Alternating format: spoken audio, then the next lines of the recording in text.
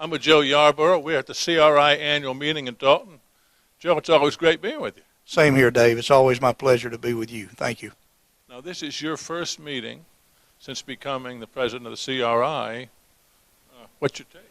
Well, I'm pleased with the turnout today. I think, we have been pleased that our members have become much more engaged, in my view, and certainly their participation is needed and valued by CRI.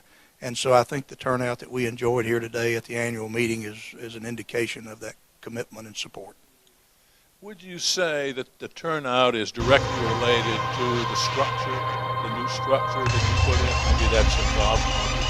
Well, I certainly am assured and certain that the involvement that we have from our member companies today with the reorganization has elevated the degree of interest and engagement that each company member has with CRI. I think today is truly a reflection of that as well. So thank you. Yeah, that's probably a good point.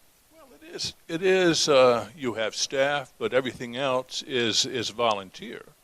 And a lot of people dedicate an awful lot of time to the CRI, do they not? Well, they do. The resources that our member companies offer to participate with our activities at CRI is immeasurable from many respects. One, the experience and the engagement that we have, as well as the commitment of time, which certainly is a monetary commitment as well.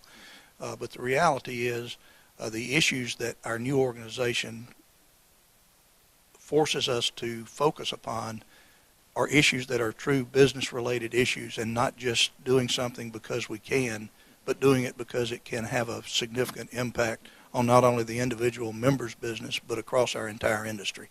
And the structure really has caused that to happen, hasn't it? Yes, I think the restructuring has had a direct impact on that transition. Well, let me ask you just about some of the major issues, and I think, of course, of the seal of approval program, a major effort on the part of the organization. Bring us up to date on that. Well, the seal of approval program has not only certified many products, be it the cleaning products, the vacuuming systems, the cleaning systems, the extraction systems, and so forth, but it has also become recognized now not only across our entire country, but also we've seen it become recognized in international companies. I alluded to a couple just today in the annual meeting report that from both Denmark and Brazil, we have had companies show interest in addition to other international countries who are already on board. So yes, it's a very significant program, we think, for the cleaning industry and for the maintenance of our products. And so yes, we think the seal of approval adds credence to and affirmation for the products that are being offered for sale to our consumers. Now, the original rationale behind that, as I understand it, was basically to, if there was deselection because of poor maintenance, this would nip that in the bud.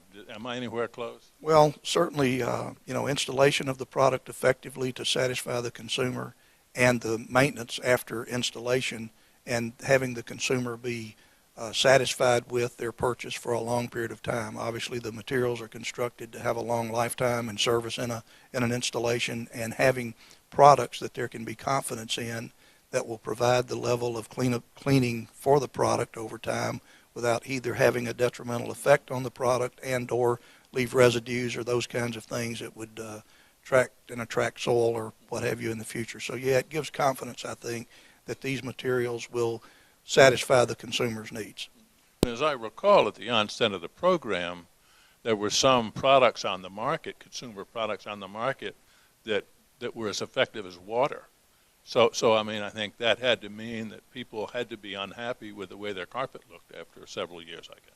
Well, one could make that deduction, but at the end of the day, those products that are certified by SOA, they can have the confidence that they will perform and will provide the satisfactory outcomes that they're looking for. What's your take overall? I mean, obviously, if people are buying these products and using these services, they obviously have an eye towards maintenance of carpet and making it last its design life.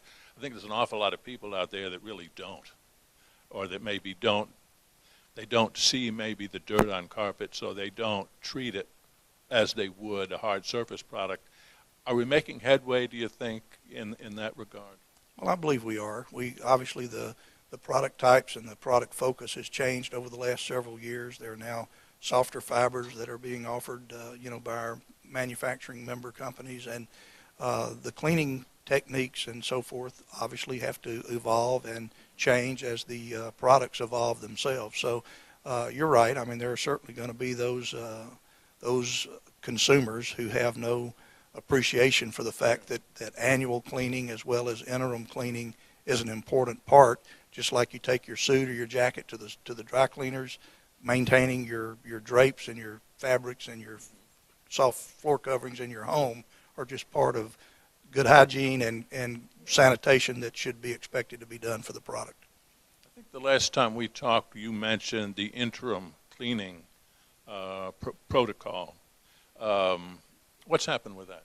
Well, of course, the earlier program covered the sort of warranty requirements and the kind of expectations that the manufacturers would have for the product. We recognize that there are interim cleanings required to really do the right job. Taking your shirts to the laundry, you do it routinely, and so it's important that the product is effectively cleaned on an interim cycle, just as important as it is to do a very thorough deep cleaning on a periodic basis. It's very important that on an interim cycle that we have materials and processes that effectively handle that interim time period to keep it looking its best and keeping the consumer happiest with their product.